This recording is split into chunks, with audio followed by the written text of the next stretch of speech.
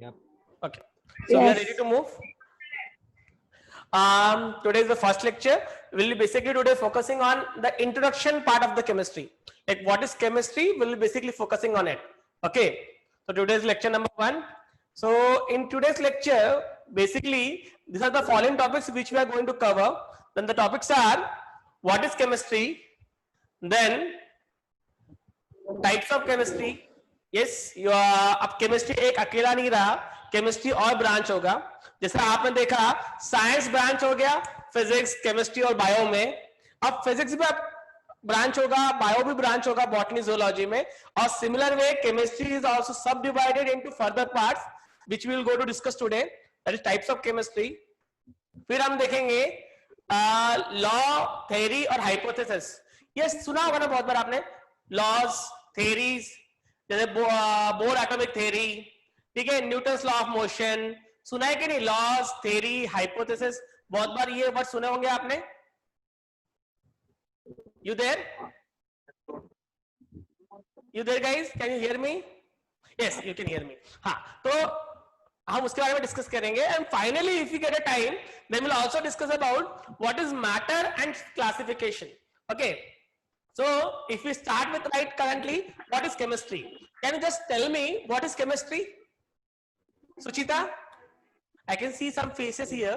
I will ask them questions. Okay, don't get afraid, you can ask, you can answer. Suchita beta, क्या लगता है what is chemistry?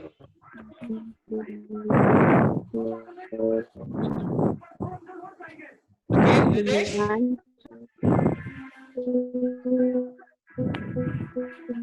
Okay, big. What is chemistry बेटा, क्या लगता है? Kalyani, what is chemistry? The branch of science which deals with the study of chemicals and chemicals reaction. Okay, do you think that chemical reaction only comprises of chemistry? Anybody else want to answer this? क्या लगता है आपको? Chemistry एक और उनसे जुड़ी चीजों के बारे में हम बात करेंगे या कुछ और भी स्कोप हो सकता है? चिराग? हाँ सर. हाँ, क्या लगता है बेटा आपको? और क्या हो सकता है केमिस्ट्री? क्या सिर्फ केमिस्ट्री केमिकल से ही रिलेटेड है या उसके आगे भी जा सकते हैं? उसके आगे भी जा सकते हैं. क्या होगा और? एलिमेंट.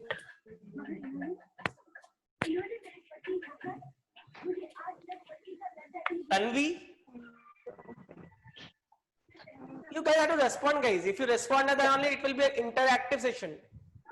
One sided नहीं लगना चाहिए. हाँ, कोई और आंसर करना चाह रहा है? नीचे चैट में आया है प्रगति. I think chemistry is all about elements and compounds. Good. और elaborate करो इसको और ऐड करो इसमें. और क्या लगता है कि सिर्फ एलिमेंट, कंपाउंड्स और केमिकल रिएक्शन तक ही सीमित है या इसके बियॉन्ड जाएंगे? Sir, matters investigation of properties. Good Ritesh. Ritesh का कहना है कि इसमें मैटर्स को भी ऐड कर सकते हैं, इन्वेस्टिगेशन ऑफ मैटर्स को भी ऐड कर सकते हैं. और फर्दर और कोई कुछ ऐड करना चाहेगा?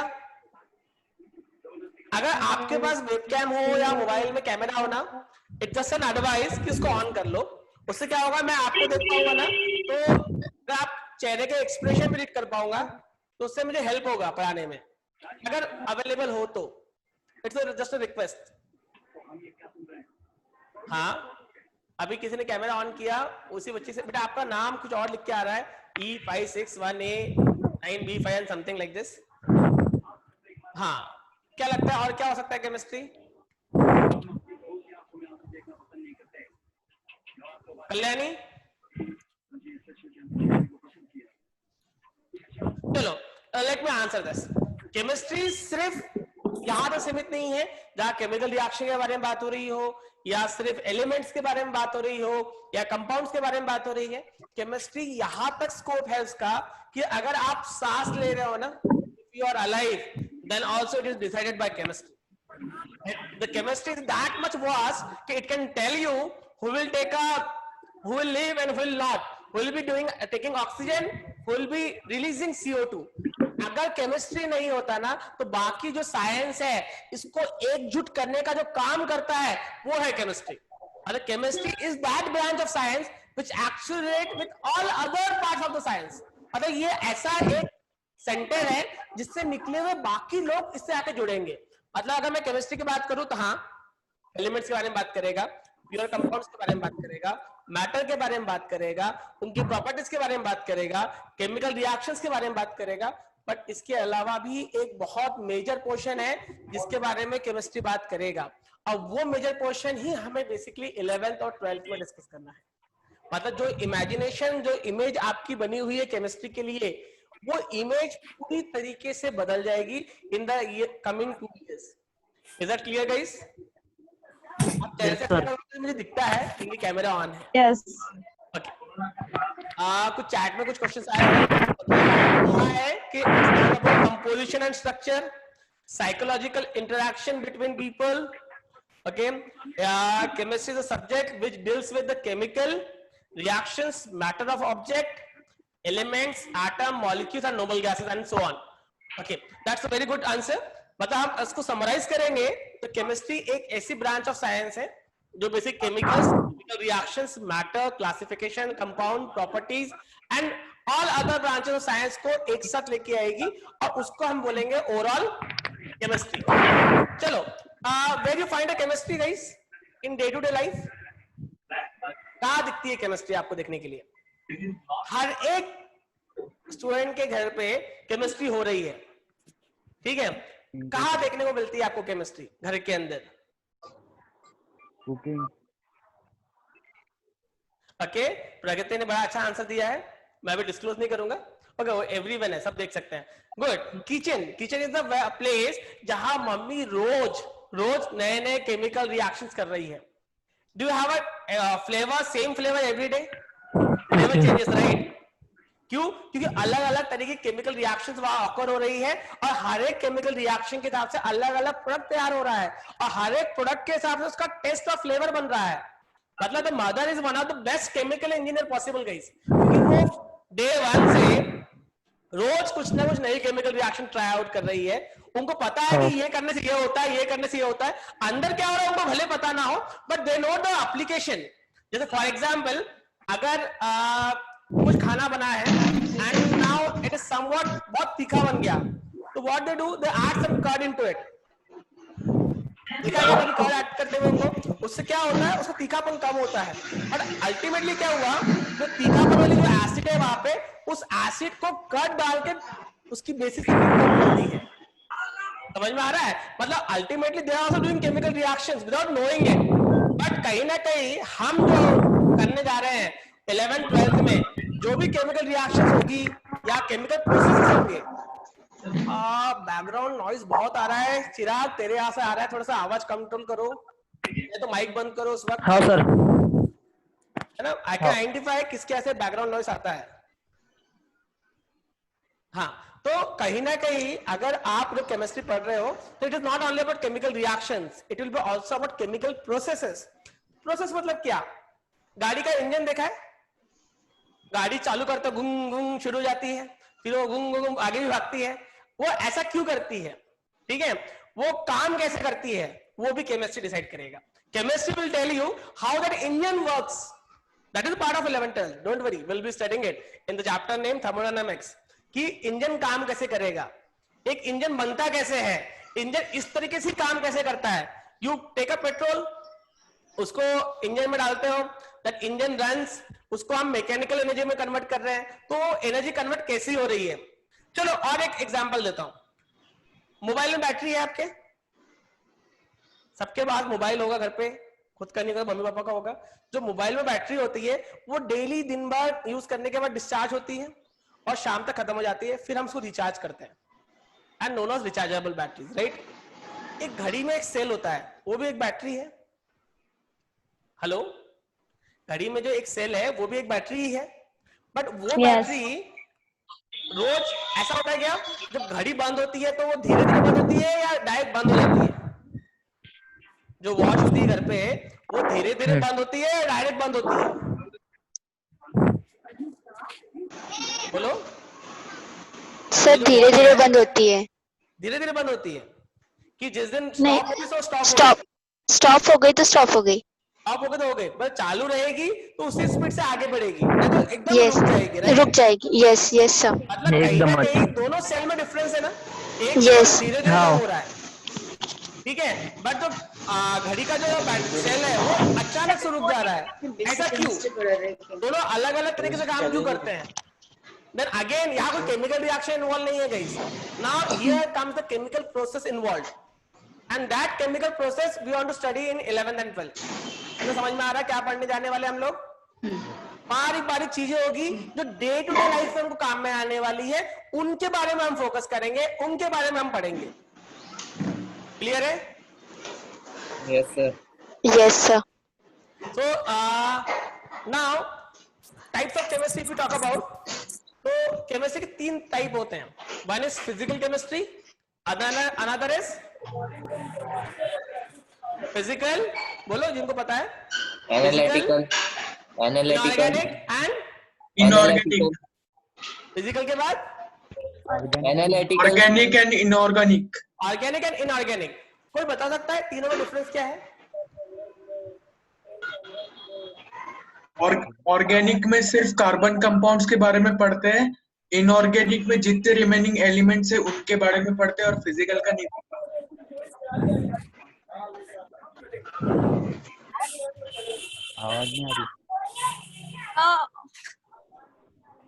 एक्सक्यूज मी सर आपका साउंड नहीं आ रहा सर। सर आपकी आवाज नहीं आ रही है। नो सर अब हाँ आ रही है ठीक है, क्लियर है तो ऑर्गेनिक, इनऑर्गेनिक और फिजिकल में क्या डिफरेंस है? किसी ने कहा कि जिनकी कार्बन की स्टडी होती है वो इनऑर्गेनिक में आते हैं, बाकी सभी एलिमेंट इनऑर्गेनिक में आते हैं, कार्बन वाले बोल रहे हो। ऑर्गेनिक में, बाकी सभी एलिमेंट इनऑर्गेनिक में, और फिजिकल में क्या आएगा? और नहीं पता हो। Physical world chemistry like formulas and calculations. Good. तो अगर किसी ने कहा था कि ऑर्गेनिक में कार्बन वाले कंपाउंड आते हैं, तो कैन एनीबडी टेल मी कि कार्बन जो है, if I talk about carbon, तो कार्बन किस में आएगा? ऑर्गेनिक में Organic. आएगा। तो CO2 किस में आएगा? Sir, ऑर्गेनिक में आएगा। Organic, sir. ऑर्गेनिक में आएगा। ऑर्गेनिक कंपाउंड नहीं है सर वो। तो अगर CO2 आप बोल रहे हो ऑर्गेनिक में सर आएगा, CO2 ऑर्गेनिक कंपाउंड नहीं है।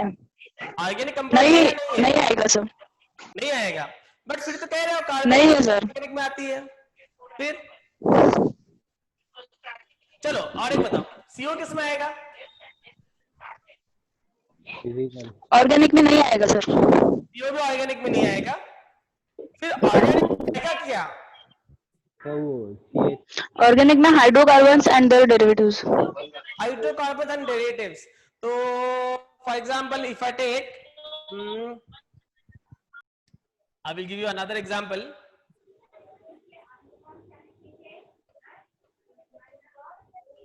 So this comes in organic or inorganic? Organic. Can you see on the board, right? Board is visible to you? हाँ, No. बताओ किस में आएगा? Organic. किस में आएगा गाइस? ऑर्गेनिक में आएगा कि इनऑर्गेनिक में आएगा? Organic. ऑर्गेनिक में आएगा पक्का? पक्का। अभी डेफिनेशन को थोड़ा बदलो।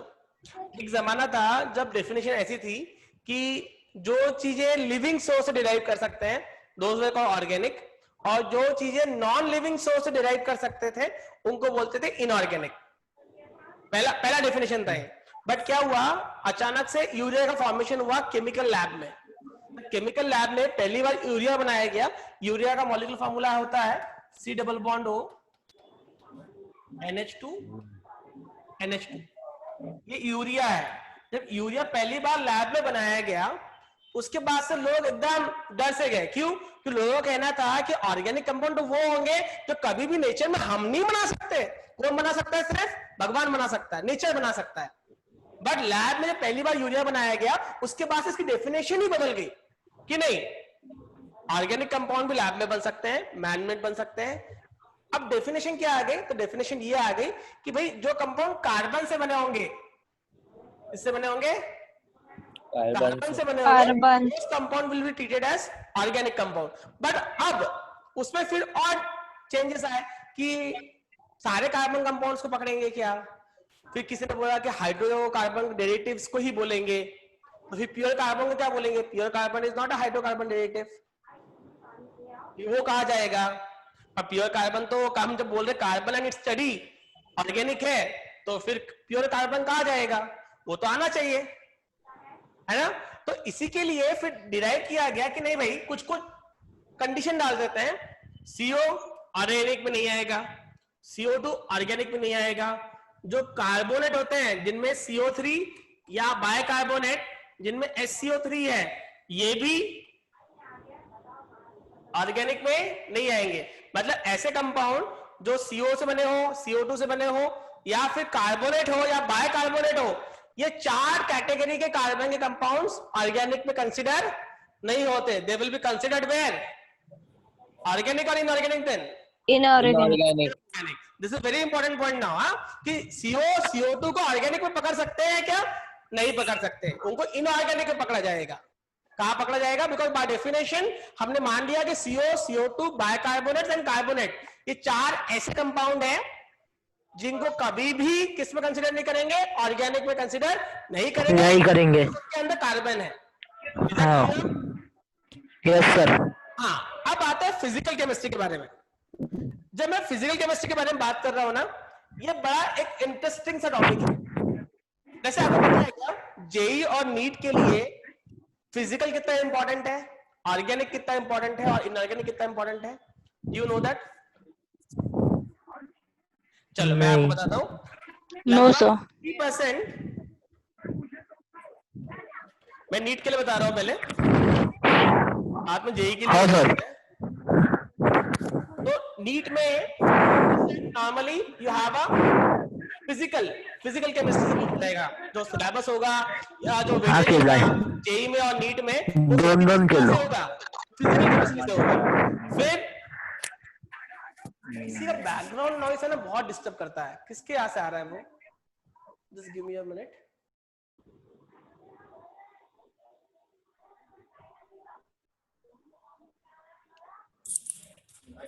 अब नहीं आ रहा है ना, ठीक है। तो नीट से फिजिकल 50% आता है, inorganic is around 15%, organic is 35%,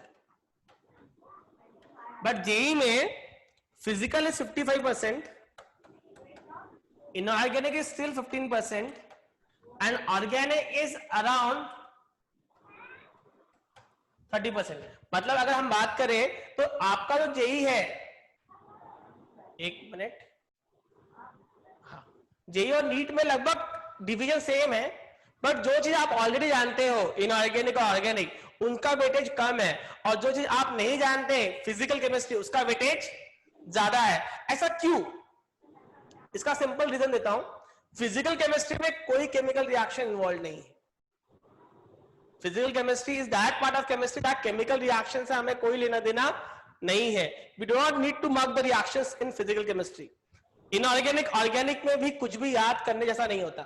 वैसे कितने ऐसे बच्चे हैं यहाँ पे जिनको केमिस्ट्री बिल्कुल पसंद नहीं है? हाथ रेस करो एक बार। स्कूल से केमिस्ट्री कभी अच्छा नहीं लगा? एक बार हाथ रेस करो, मुझे आइडिया तो आए। Okay, 2 3 4 5, pick you can raise the hand, no issues. सिर्फ 4 लोगों ने हाथ उठाया। ओके, गुड, उठाओ, कोई दिक्कत नहीं है। देखो मैं केमिस्ट्री पढ़ाता हूँ, इसका अर्थ ये नहीं कि तुमको पहले से केमिस्ट्री अच्छा लगना चाहिए। हाँ, ये मैं मेक श्योर करूंगा कि जब मैं केमिस्ट्री पढ़ा के खत्म करूं तब तुम्हें केमिस्ट्री अच्छा लगे। क्यों अच्छा नहीं लगता? हाँ, आंसर करेगा क्या? Okay, Tanmay, can you please answer why you don't like chemistry? तन्मय,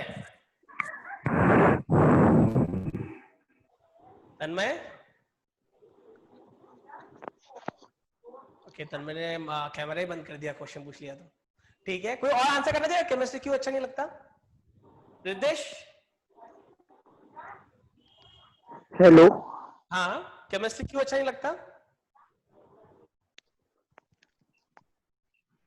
बोलो, you can answer. So I would like to answer. Sure, go ahead. Sir chemistry अच्छा नहीं लगता क्योंकि उसमें जो भी इक्वेशंस होते हैं या फिर जो भी हम लोग को कैलकुलेशंस करना पड़ता है वो बहुत बड़े बड़े नंबर्स होते हैं। ओके, मतलब अगर वो कैलकुलेशन इजी हो जाए तो केमिस्ट्री अच्छा लगेगा, ऐसा कुछ? हाँ, और उसमें इतने सारे फॉर्मूलाज एंड रिएक्शन सारे कंफ्यूज कर देते हैं। ओके, बहुत सारे फॉर्मूला और बहुत सारे रिएक्शंस है, कोई लिंक नहीं है आपस में, तो कंफ्यूजन क्रिएट करता है। गुड। और कुछ? चिराग कुछ बोलना चाह रहा है? चिराग गो अहेड। नहीं सर, ये तो हाथ आगे कर रहा था, ठीक है। नहीं, Saloni, you want to add something? ऐसा हाथ रखा था। Sir same reaction problems. Same reaction problem, मतलब अगर Yes. कुछ हो जाए कि फॉर्मूले छोटे हो जाए या फॉर्मूले रहे ही ना, साथ ही साथ में केमिकल रिएक्शंस भी याद ना करनी पड़े, तो कंफ्यूजन क्रिएट ही नहीं होगा। अब कैलकुलेशंस के लिए कुछ ट्रिक्स मिल जाए जो बड़े बड़े कैलकुलेशन छोटे छोटे करते, तो फिर कैसा लगेगा प्रगति? फिर कैसा लगेगा? तब अच्छा होगा। फिर मजा आएगी कि नहीं आएगी? हाँ, आएगा। सुचिता कहो। नहीं आएंगी sir. Suchita, I want to say something. Sir वो केमिस्ट्री रहेगा क्या फिर? सुचिता बोलो। सुचिता कुछ कहना चाह रहे थे? शायद माइक बंद है बेटा आपका। सर जिसमें मैथ्स नहीं होता वो सबको अच्छा लगता है। ओके, हाँ अभी देख लो, ये मैथमेटिक्स वाला क्वेश्चन है बेटा, ये देखो क्या लगता है, बिना मैथमेटिक्स वाले पोर्शन से काम चलेगा? Really crack NEET for example, देखो जिनका जेईई है उनको तो मैथमेटिक्स अच्छा लगता होगा, आई नो। जिनका नीट है हाँ सर, उनको अगर मैथ्स अच्छा नहीं लगता होगा ना, तो गाइस प्लीज मेक श्योर आज से मैथ्स अच्छा लगना शुरू कर दो, because the deciding parameter in MBBS admission is always mathematics. कैसे मैं बताऊं? देखो क्या होता है ना, बायो 360 होता है, बहुत अच्छा लगता है, मजा आती है, एंजॉय करते हो, तो 360 में से 330 इजीली 300 प्लस इजीली आ जाता है। देन केमिस्ट्री आती है, तो ये क्वेश्चन तुमको बहुत हेल्प करते हैं, जिन लोगों को चीजें याद करने में मजा आता है स्पेशली, तो ये दोनों चीजें वहां हेल्प करती है। लगभग केमिस्ट्री में 180 में से 140 150 चले जाओगे, बट तब भी 480 हुआ ना। Now you require minimum 100 more marks to get into good government medical college. Hello sir. Sir Then comes the physics. और फिजिक्स बोला मतलब पूरा मैथमेटिक्स। हाँ कुछ बोलना चाह रहे थे, बोलो। सर आपकी आवाज नहीं आ रही है अच्छे से। मेरी आवाज नहीं आ रही है? Yes sir. सर आ रही है। सर आ रही है। बेटा रिजॉइन कर लो, शायद आ जाएगी। ट्राई टू रिजॉइन, शायद आवाज अपने आप आ जाएगी।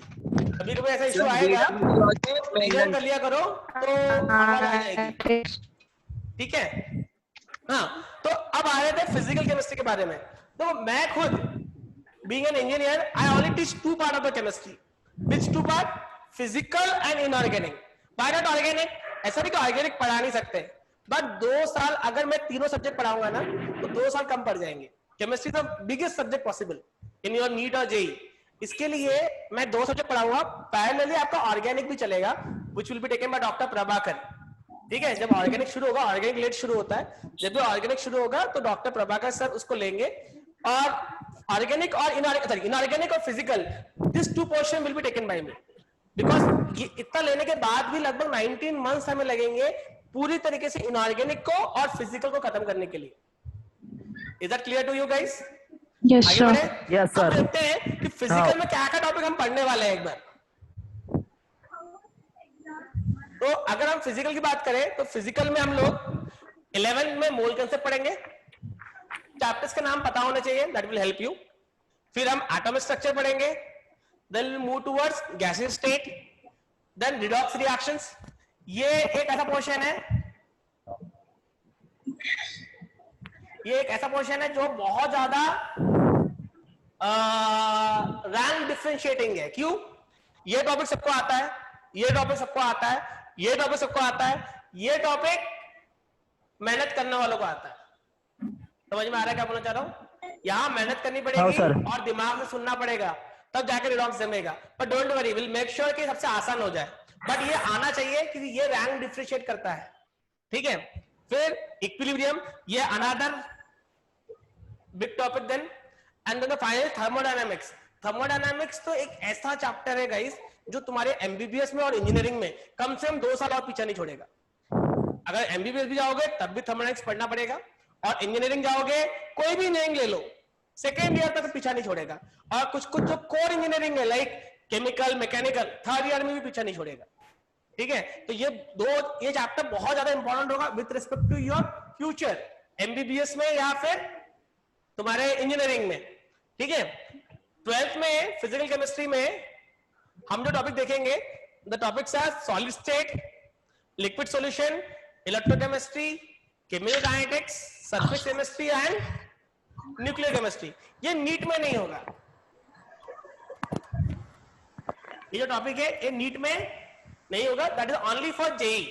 जेई में 11-12 के बोर्ड सिलेबस में भी नहीं है। जो न्यूक्लियर केमिस्ट्री चैप्टर है it is only for JEE advance, उसी के सिलेबस में है, पढ़ना तो पड़ेगा, नीट वालों के लिए नहीं रहेगा, उनके लिए एक्स्ट्रा टॉपिक नहीं है। ठीक है, बाकी सभी टॉपिक सभी दोनों के लिए है। अगर हम बात करें इनऑर्गेनिक में, तो इनऑर्गेनिक का वेटेज भी कम था तो चैप्टर्स भी कम होंगे। पीरियोडिक प्रॉपर्टीज सबसे इंपॉर्टेंट, ठीक है, उससे भी ज्यादा इंपॉर्टेंट केमिकल बॉन्डिंग और पीरियोडिक प्रॉपर्टीज। जिसको आ गया उसका इनऑर्गेनिक बिल्कुल रट्टा नहीं मारना पड़ेगा, ऑर्गेनिक बिल्कुल रट्टा नहीं मारना पड़ेगा, बट जिसको ये दो चैप्टर नहीं आए उसको पूरा ऑर्गेनिक और पूरा इनऑर्गेनिक रट्टा मारना पड़ेगा। समझ में आ रहा है क्या बोलना चाह रहा हूं? Because this are the very basic chapters. मतलब अगर आपको केमिकल बॉन्डिंग और पीरियोडिक टेबल नहीं आएगा ठीक से समझ में, स्कूल वाला अलग था कहीं, स्कूल वाले को आप यहां कंपेयर नहीं कर सकते। केमिकल बॉन्डिंग चैप्टर जब मैं पढ़ाना शुरू करूंगा तो लगभग it will take me around 23 lectures to complete that chapter, one chapter, 23 lectures of 1 hour 45 minutes, तब जाके केमिकल बॉन्डिंग पूरी तरीके से खत्म होगा। पर एक बार केमिकल बॉन्डिंग बहुत अच्छे से पढ़ लेंगे ना तो आई विल मेक श्योर कि तुम्हें पूरे 2 साल में ऑर्गेनिक और इनऑर्गेनिक कभी भी याद ना करना पड़े। इतना क्लियर है गाइस? फिर हाइड्रोजन छोटा चैप्टर है, एस ब्लॉक बहुत छोटा चैप्टर है। ये दोनों और तीनों एक्चुअली यहीं पे कवर हो जाते हैं 50%। इन तीनों चैप्टर का 50% पीरियोडिक प्रॉपर्टीज में ही कवर हो जाएगा। ठीक है, मतलब ऐसा नहीं है कि यहां हम जो पढ़ेंगे फिर से यहां रिपीट होगा, तो मजा आएगा। क्यों? ऑलरेडी पता होगा ना, जब उसके आंसर्स आ रहे होंगे तो वो टॉपिक में मजा आता है इंसान को। ठीक है, फिर हम बात करें तो 12th में इनऑर्गेनिक में metallurgy, coordination compounds, P block and finally D and F block, ये 4 चैप्टर्स आएंगे। इसमें भी ये जो पहले के 3 है ये are more important. D and F block फिर से मैंने जैसे बोला पीरियोडिक प्रॉपर्टीज में ही आधा खत्म हो चुका होगा, इसका भी 50% पीरियोडिक प्रॉपर्टीज में खत्म हो जाएगा। और ये तो आपका लिंक है आपस में, ये आएगा तो ये आएगा, ये आएगा तो ये आएगा, दोनों आसान जाएंगे एक दूसरे को पढ़ने के लिए। ठीक है, जब हम उसको पढ़ेंगे तब उसके बारे में और डिटेल में डिस्कशन करेंगे। आज एक ओवरव्यू दे रहा हूं मैं आपको जिससे हमको बाद में हेल्प होगी। अगर हम बात करें ऑर्गेनिक में, तो ऑर्गेनिक में ये मैं नहीं पढ़ाऊंगा, बट जस्ट आपको पता हो कि कौन से टॉपिक आपके आने वाले 2 साल में रहेंगे, इसलिए बता रहा हूं। This is very important, GOC, hydrocarbon and aromatic hydrocarbon, this will be your 11th part। GOC में आईयूपीएसी भी यहीं पे आएगा जो आप स्कूल के बाद पढ़ चुके हो। I hope everyone knows IUPAC nomenclature, basic वाला, अल्केन, अल्कीन, अल्काइन, बहुत पता अच्छा। है ना? Yes. Yes. वो उसका और एडवांस वर्जन रहेगा। ठीक है, बाकी बहुत सारी चीजें जीओसी में रहेगी। जीओसी और केमिकल बॉन्डिंग लगभग 50% सेम होता है। ठीक है, तो अगर आप किसी का बैकग्राउंड फिर नॉइस शुरू हो गया है ना? हाँ, जीओसी और केमिकल बॉन्डिंग लगभग दोनों 50% सेम होते हैं। 50% सेम होते हैं मतलब आधी चीजें जो केमिकल बॉन्डिंग में पढ़ोगे वही यहाँ रिपीट होगी। तो केमिकल बॉन्डिंग तुम्हारे 11th में हो जाएगा, स्टार्टिंग में हो जाएगा। तो जब जीओसी शुरू होगा ना तब तुमको बहुत हेल्प मिलेगी, अगर केमिकल बॉन्डिंग बहुत अच्छे से पढ़ा हुआ होगा तो। ठीक है, फिर अगर बात करें ऑर्गेनिक केमिस्ट्री की, तो हाइड्रोअल्केन, देन हाइड्रोक्सी कंपाउंड, फिर अल्डेहाइड कीटोन, ये 12th के चैप्टर से सारे, carboxylic acid, polymer, amines, biomolecules and in everyday life. तो इससे एक आइडिया लगाओ, 12th में ना इनऑर्गेनिक में 4 चैप्टर्स थे, ना फिजिकल में थे, सबसे ज्यादा चैप्टर्स किसमें है? ऑर्गेनिक में। मतलब ऑर्गेनिक केमिस्ट्री 12th बोर्ड के लिए सबसे ज्यादा इंपॉर्टेंट होगा, क्योंकि ये नीट में तो इंपॉर्टेंट होगा, ये डेफिनेटली है, जेई में इंपॉर्टेंट होगा, सही बात है, बट 12th बोर्ड के लिए सबसे ज्यादा वेटेज होगा, क्योंकि ये अकेला ही 12th का केमिस्ट्री का लगभग 70% ऑक्यूपाई कर रहा है। चैप्टर्स के नंबर से ही आइडिया आ रहा होगा। Is that clear guys? आवाज आ रही है मेरी आपको? Yes, sir. समझ में आ रहा क्या बोल रहा हूँ? जी। Now if you talk about, हाँ, अब आते हैं what is law, what is hypothesis। अब कुछ शुरू करते हैं। बेसिक आइडिया आ गया, 3 केमिस्ट्री के पार्ट थे, फिजिकल, इनऑर्गेनिक एंड ऑर्गेनिक। अब ये वो टर्म से जो आपने सुने हुए हैं कभी ना कभी, कभी सुना है theory? Hello, Yes, sir. yes sir। Class, हाँ, मैं ऐसा वन साइड क्लास पसंद नहीं करता हूँ, तो कोई बताएगा थ्योरी क्या होता है?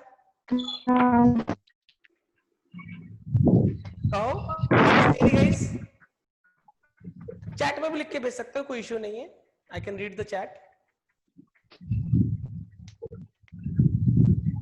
क्या लगता है, what is theory, what is hypothesis? सुना होगा ना कभी कभी, जैसे एग्जाम्पल के लिए एक मॉडल भी होता है, बोर एटॉमिक मॉडल, सुना है तुमने? फिर तुमने एक सुना होगा हाँ, न्यूटन्स लॉ ऑफ मोशन सुना होगा? सुना है कभी? ग्रेविटेशन लॉ सुना होगा? तो लॉ होता है, एक थ्योरी होती है और एक हाइपोथेसिस होता है। ये तीनों का डिफरेंस क्या है पता होना चाहिए। होता क्या है कि अगर हमें पहले से पता हो ना ये मतलब ये होता है, तो समझने में आसानी रहेगी। हाँ, कोई बोलना चाहेगा?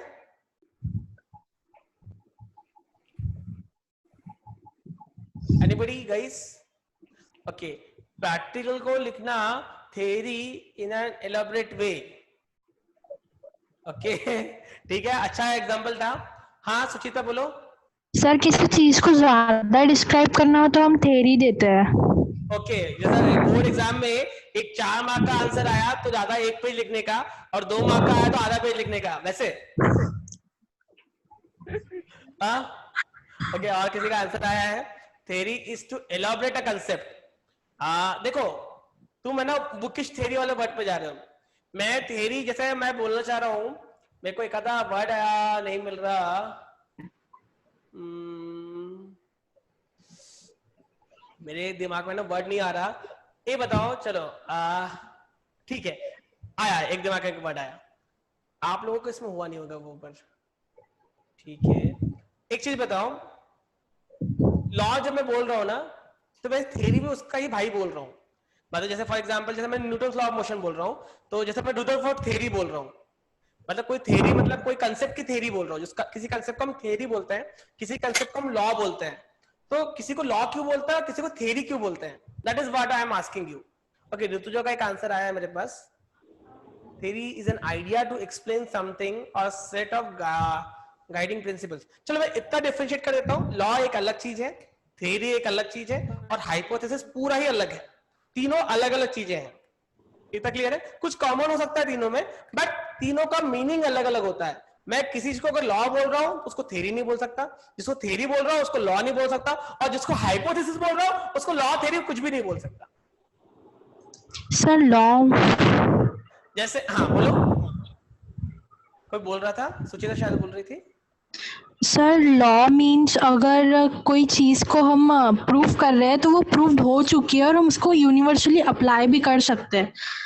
ओके गुड, देखो मैं लॉ के बारे में हिंट देता हूं, फिर थ्योरी और हाइपोथेसिस आप गेस करोगे, ठीक है? अगर मैं लॉ की बात करूं तो लॉ एक ऐसी चीज होती है जिसको हम प्रूफ नहीं कर सकते, वो ऑलरेडी प्रूवन है, नेचर में हो रही है, ऑलरेडी हो रही है, एक्सपेरिमेंटली हो रही है, हमें कोई एक्सपेरिमेंट करके इसको प्रूफ नहीं किया कि होगा, ये हो रहा था, ऐसा होता है, हमने मान लिया, इसको हम लॉ बोलते हैं। जिसका कोई कभी भी एक्सेप्शन नहीं आएगा under given set of conditions.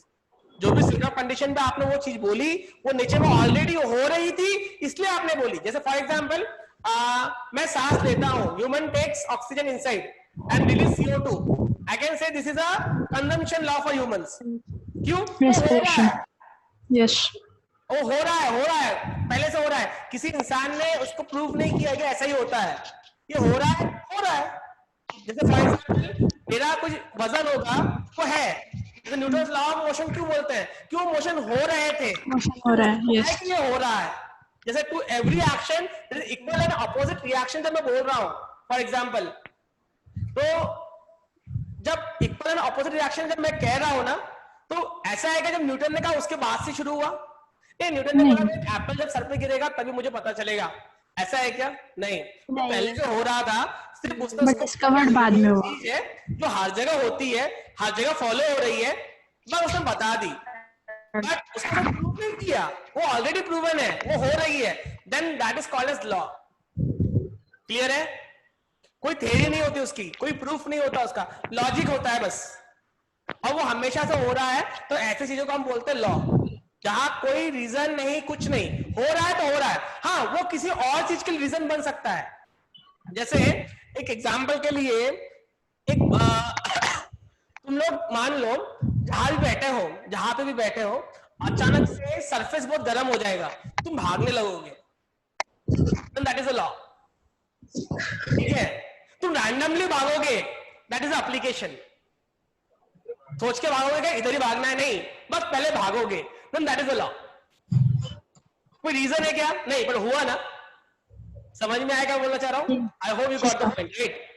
Yes sir. तो अगर मैं लॉ की बात करूं, एक्सपेरिमेंटली प्रूवन होगा, सही बात है, बट हमने नहीं किया, वो हो रहा था। ठीक है? लॉजिक होगा, ये देखो मैंने अजम्पशन की कोई जरूरत ही नहीं है क्योंकि वो हर बार ट्रू है। ठीक है? डेरिवेशन की रिक्वायरमेंट नहीं है क्योंकि वो हर बार सही था, कोई थ्योरी से डिराइव करके नहीं लाया मैंने। बट अगर मैं बात करूं थ्योरी की, then what is the theory? बोलो, व्हाट इज द थ्योरी?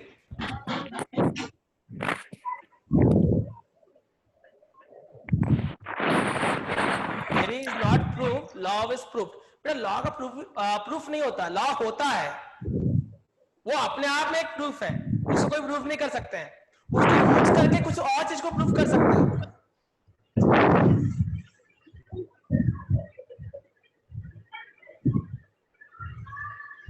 हाँ, what is theory? I am waiting for your answers. बोलो, give a try ना, क्या होगा? गलत होगा और क्या होगा? We'll enjoy it. दो लोग हंसेंगे और मजा आएगा, और क्या होगा? सर, हाँ कहो। लॉ नहीं होता, मतलब हर जगह वैलिड होता है, हर जगह कहीं भी जाए तो लॉ तो वो लगेगा ही। हाँ, जो हो रहा हो तो लॉ उसमें लग गया। ठीक है? तो थ्योरी किसको बोलेंगे? जैसे हमने कुछ और सर्च किया, आगे जाके सर्च किया, उसमें हम ऐड कर सकते हैं, मतलब थ्योरी को हम अपनी तरह से आगे जाके चेंज कर सकते हैं। ओके, एग्जांपल दोगे बेटा? एक आधा एग्जांपल दोगे प्लीज? गुड ट्राई, बोलो एग्जांपल बोलो। वो चेंजेस किए आगे। एक मिनट, कोई तो भी इसको अंदर ले लेते हैं, बहुत सारे थे। बोलो सुचिता। Yes sir. हाँ, कुछ कह रहे थे ना? सर भूल गए। ओके, बांगड़े साहब, आपका पहला नाम मुझे शायद बिग दिख रहा है, can you just tell me any example of theory?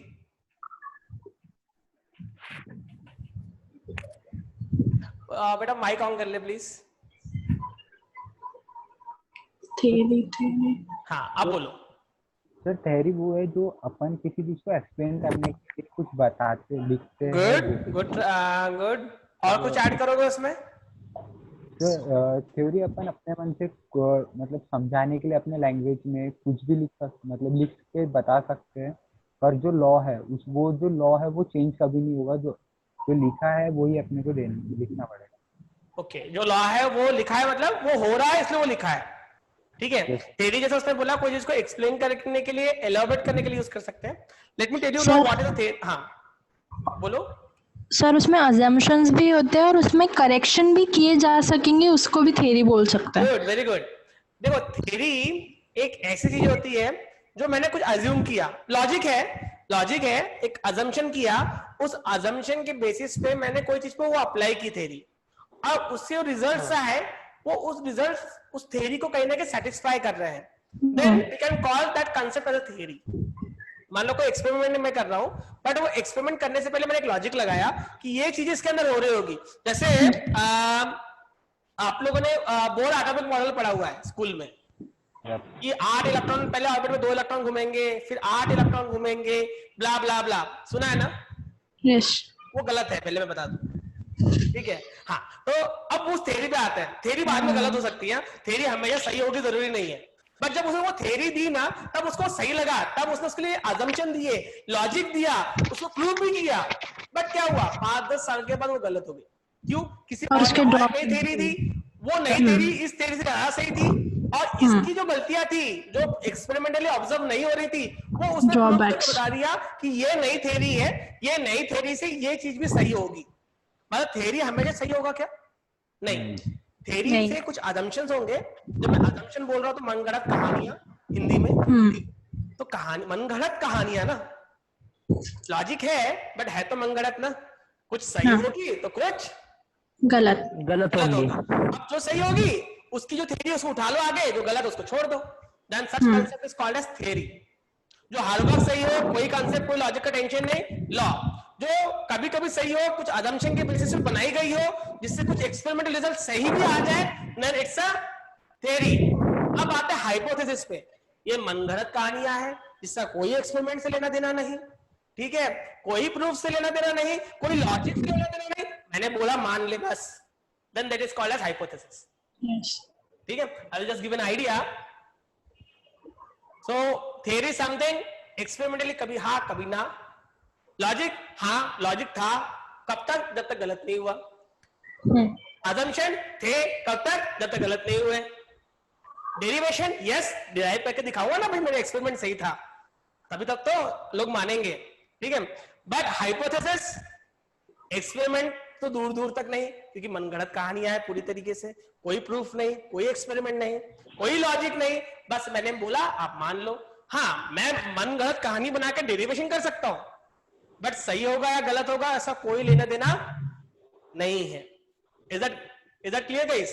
तो अगर किसी को बोला कि for example ABC is a law, दिमाग में पहले इमेज क्या आएगा? नहीं, ये हर वक्त सही होगा, ये सही बात बोल रहा है, ये इसमें गलत नहीं हो सकता. किसी ने बोला थ्योरी, हाँ इसने लॉजिक दिया है, शायद सही भी हो सकता है, बट बाद में कुछ मॉडिफिकेशन हो सकते हैं. किसी ने बोला एबीसी इज अ हाइपोथेसिस, अभी ये तो बकवास कर रहा है. समझ में आया क्या? यस. मतलब ये आगे हमारे काम का नहीं है, मनगढ़ंत है. Is that clear? मतलब जब भी अगले बार कोई टॉपिक पढ़ेंगे और टॉपिक के सामने लॉ लिखा होगा तो अलग इमेजिनेशन आना चाहिए, थ्योरी लिखी होगी तो एक अलग इमेजिनेशन आना चाहिए, और हाइपोथेसिस लिखा है तो इमेजिन ही मत करो. समझ में आया क्या? क्यों? वो उस वक्त के लिए है, बस पढ़ लो खत्म कर लो. पक्का? Everyone got it? Yes sir. पक्का वाला? समझ में यस आया? सर. चलो आगे बढ़ते हैं. तो ये आपके कुछ अगर आप स्क्रीनशॉट या लिखना चाहो तो लिख सकते हो. वैसे मैं ये पीपीटी शेयर कर दूंगा आपके साथ, तो आप बाद में भी इसको नोट डाउन कर सकते हो. Okay sir. पर साथ साथ में नोट डाउन करना हमेशा अच्छा होता है, क्योंकि जब हम साथ में लिखते हैं ना तो हमारा माइंड के 2 सेंसेस काम कर रहे होते हैं. वो दोनों सेंसेस इस तरीके से काम करते हैं कि हमें लंबे समय तक याद रहे. जो लोग बाद में नोट्स बनाते हैं ना उनको याद करना पड़ेगा, जो साथ साथ में बनाएंगे ना उनको याद रह जाएगा. Is that clear? चलो तो आगे बढ़ते हैं. अब आते हैं कुछ मैटर एंड क्लासिफिकेशन पे. तो ये आपने सुना हुआ है, बस थोड़ा सा मैं आपको एक आइडिया दूंगा, एक कहानी भी बताऊंगा. नॉर्मली मेरी हैबिट है कि क्लास के एंड से पहले मैं एक आधी कहानी सुनाता हूँ. थोड़ी सी अजीब होती है, कभी कभी आपको बोर हो जाएगी, कभी कभी क्या हर बार बोर होगी, तो मैं बोर करूंगा. ठीक है, तो मैटर पे आते हैं. मैटर को 2 तरीके से क्लासिफाई कर सकते हैं, एक फिजिकल तरीके से और एक केमिकल कंपोजिशन के बेसिस पे. If you talk about physical, तो चलिए एक चीज बताओ बड़ा, फिजिकल और केमिकल में क्या डिफरेंस है? जब मैं कोई चीज को फिजिकल बोलता हूँ और किसी चीज को केमिकल बोलता हूँ डिफरेंस टर्म्स में, तो दोनों क्या मतलब है? Physically temporary, chemical. हाँ, फिजिकल वो चीज है जिसको हम देख सकते हैं या फील कर सकते हैं या ऑब्जर्व कर सकते हैं, ठीक है। केमिकल वो चीज है जो उसका केमिकल कंपोजिशन है, उसकी टाइप, उसके अंदर का कंपोजिशन है वो, ठीक है। दोनों में फर्क है। फिजिकल जो चीज हम फील कर पाएंगे उस तरीके के बेसिस पे क्लासिफाई कर रहा हूँ। तो मैटर को 3 तरीके से क्लासिफाई कर सकते हैं। One is solid, liquid and gas. Good. Gaseous. हाँ, Yes, yes. Classify in terms of solid, liquid and Liquid. Gas. देखो, सॉलिड बोला तो ये सॉलिड हो गया, ठीक है। लिक्विड बोला तो ये लिक्विड हो गया। गैस बोला तो Randomly. एक मॉलिक्यूल तुम्हारे घर में भी आके बना दिया मैंने। क्या डिफरेंस है? अगर मॉलिक्यूल बहुत पास पास में है और उनके पीछे बहुत स्ट्रॉन्ग फोर्स ऑफ अट्रैक्शन है, then it is called as solid.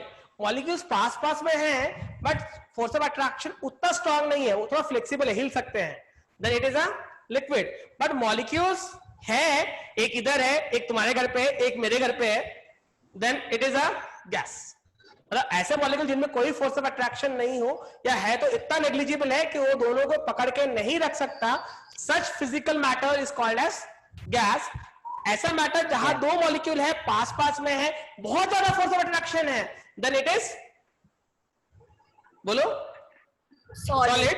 और है बट थोड़ा फ्लेक्सिबल है, बट थोड़ा बहुत हिल सकता है, then it is a liquid. चलो एक सवाल आपके लिए, कितने लोग आंसर करना चाहेंगे? हाथ रेस करो। ओके, चलो एक हाँ, आप अपना हाथ भी दिखा सकते हो, नहीं तो उसमें भी एक ऑप्शन है हाथ दिखाने वाला, वो भी दिखा सकते हो, आपकी जैसी इच्छा, ठीक है।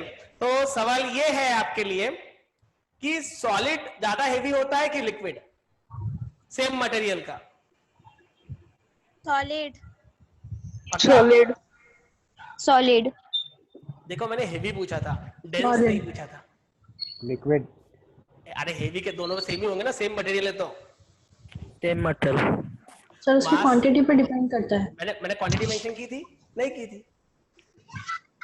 हाँ, now the second question is density. Solid की डेंसिटी ज्यादा होती है कि लिक्विड की? सॉलिड। सॉलिड की डेंसिटी ज्यादा होती है, पक्का? Liquid. सॉलिड को किसी लिक्विड में डाल दिया जाए उसी के, तो वो सिंक होगा? No. नो। फ्लोट होगा? No. No. No. चल एक चीज बताओ, सॉलिड ज्यादा डेंस है या लिक्विड? Liquid. गाढ़ापन किसका ज्यादा है, सॉलिड का या पानी का? सॉलिड। सॉलिड का। लिक्विड का गाढ़ापन कम होगा, डेंसिटी मींस गाढ़ापन, ठीक है। तो जो आपका ये है लिक्विड है वो कम डेंस होगा, गैस सबसे कम डेंस होगा, फिर लिक्विड ज्यादा डेंस होगा और सॉलिड सबसे ज्यादा डेंस होगा। तो जब डेंस होगा वो हेवी होगा सेम वॉल्यूम के लिए, तो अगर उसको लिक्विड में डाला जाए तो ड्यू टू इट्स मास वो क्या हो जाएगा, नीचे सिंक होगा। नीचे सिंक होगा या नहीं होगा? Yes. हाँ ना? यस। ओके, चांसेस आए। हाँ, तो अब एक चीज बताओ, अगर ऐसी बात है तो घर में फ्रीज होगा आपके घर में? यस। कभी आइस बनता है बॉटल के अंदर, तो वो फ्लोट होता है या सिंक होता है? कभी पैक बनाते हुए देखा है किसी को? देखो, पैक आइस फ्लोट होता है या सिंक हो जाता है? फ्लोट होता है या तैरता है? फ्लोट होता है ना। फिर अभी तो आपने कहा कि नहीं, सॉलिड की डेंसिटी ज्यादा होती है। आइस के इसमें बीच में एयर भी रहती है। आइस के केस में गैस में एयर आ जाती है उसमें। क्यों ऐसा होता है फिर? तो 2 डिग्री सेल्सियस तक तो उसकी डेंसिटी कम। थोड़ा माइक पास में लेकर आके बोल, आवाज बहुत कम आ रहा है। तो 4 डिग्री सेल्सियस तक के वाटर की डेंसिटी कम होती है, फिर बाद में धीरे धीरे। तो ऐसा क्यों होता है? देखो, ये होता है, मुझे पता है, तुझे पता है, सबको पता है। क्यों होता है ये बताना तो मजा आएगा। सर उसका एनिमल्स बिहेवियर है। क्यों है एनालिमस बिहेवियर? मतलब कुछ तो रीजन होगा ना। देखो, एक चीज मैं बता रहा हूँ, लोगों ने केमिस्ट्री को एक मिस्ट्री बोला है, विदाउट रीजन वाली मिस्ट्री नहीं बोला है। रीजन हर चीज का होगा, ठीक है। अलग चीजें हो सकती है बट रीजन होगा। आपको पता है नेचर ने अगर ऐसा नहीं किया होता ना, water is the only substance जो अपने ही लिक्विड के ऊपर उसका सॉलिड फ्लोट होता है। अगर ऐसा नहीं होता तो आप मैं इस पूरे लिविंग वर्ल्ड में किसी भी लाइफ का कोई एग्जिस्टेंस नहीं होता। मैं एक एग्जांपल देता हूं कैसे। आपको पता होगा जो if you go to Atlantic regions, जहां पे टेम्परेचर सब जीरो जाता है, -30, -40, -60, -80 तक जाता है, ठीक है। अब ये जो आइस बनता है ना, ये आइस अगर सिंक हो जाता है, डेंस होता है, तो ये नीचे नीचे तैर के नीचे चले जाता है, और इसके नीचे जो भी एक्वाटिक एनिमल्स होते हैं वो डूब के दब के मर जाते हैं, राइट। और earth has gone through ice age, जब पूरा अर्थ आइस एज का आइस से बना हुआ था। I hope you know this, right. Yes sir. है ना कि earth has already gone through ice age. तो अगर तब ऐसा होता तो पूरा हम लोग पानी के अंदर डूब के दब जाते हैं। और एक चीज होती है, पता है वहां पे क्या, बाहर -66 डिग्री सेल्सियस टेम्परेचर है, बट बर्फ के नीचे जो पानी है ना, उसका टेम्परेचर 0 ही होता है, 0 1 यस। डिग्री होता है। ऐसा क्यों? ऐसा क्यों कि ऊपर में जो बर्फ तैर रहा है उसका टेम्परेचर -66 तक जा रहा है, बट बर्फ के नीचे जो पानी है उसका टेम्परेचर 0, 1, +1, +2 तक जाता है, जिस कारण से वो बर्फ नहीं बन रहा है। क्योंकि अगर वो 0 से नीचे जाता तो उसका भी आइस बन जाता, और पूरा सी जो है आइस में कन्वर्ट हो जाता। नहीं, ऐसा नहीं होता ना, सिर्फ ऊपर का एक लेयर फ्लोट होता है। बहुत सारे मूवीज में आपने देखा होगा कि किसी रिवर के ऊपर आइस का एक लेयर बन गया, पूरा रिवर नीचे पानी ही होता है, नीचे आइस क्यों नहीं बनता? हीट मेंटेन करता है। हाँ, आइस हीट मेंटेन करता है। मेंटेन करता है, तो फिर तो आइस खुद पिघल जाना चाहिए।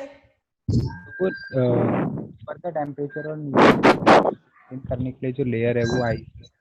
Good try. मुझे एग्जैक्ट रीजन चाहिए अगले क्लास तक, ठीक है। क्या क्वेश्चन है कि आइस क्यों फ्लोट होता है? मैं वो नहीं सुनूंगा कि डेंसिटी एनानोमस बिहेवियर है, क्यों है वो मुझे पता करना है, ठीक है। और दूसरा कि वो ऊपर में टेम्परेचर ज्यादा है और नीचे में टेम्परेचर कम क्यों है, मतलब माइनस में ऊपर में ज्यादा है और नीचे प्लस में ज्यादा क्यों है? सर आइस गुड कंडक्टर है हीट का? नहीं, ice is a bad conductor, but why it's a bad conductor? That is the question. I know ice is a bad conductor of heat, but why? ठीक है, ice is not a good conductor, it's a bad conductor of heat, but why? That is the question. Clear है guys? चलो आज का तो समय समाप्त हुआ हमारा, कल फिर मुलाकात होगी आपके साथ, कल नहीं ना, फ्राइडे को होगी, ठीक है। तो तब तक हम मिलेंगे, फिर आज के लिए ही रुकते हैं। ये सब चीजें मुझे कवर करनी थी, बट समय हो गया है, और आपके बायो के सर अगर मैं लेट करूंगा तो मेरा गला दबा देंगे, ठीक है, क्योंकि उनको समय कम मिलेगा ना फिर, ठीक है। Thank you guys, bye bye bye. I hope thank you sir. Thank you sir. Thank you.